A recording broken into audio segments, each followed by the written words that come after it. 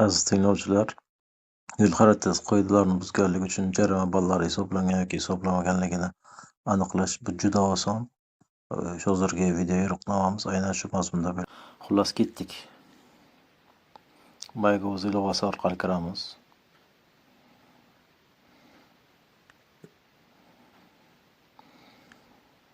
Demak, ro'yxatda o'tgan bo'lishingiz kerak. Shu yerning o'zida ommabop xizmatlarda yo'l qoidalarini buzganlik jarima ballari to'xtabdi. Demak, xizmat bepul amalga oshiriladi avtomatik tarzda. Shuningdek, biror bir qo'shimcha hujjat talab qilinmaydi.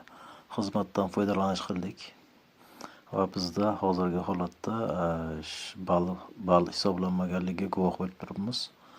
Bu yerda aynan qaysi ma'muriy javobgarlik to'g'risidagi kodeksning qaysi moddalariga asosan qaysi qoidabuzarliklarga qanday ball hisoblanishi tartibi ham ko'rsatib o'tilgan.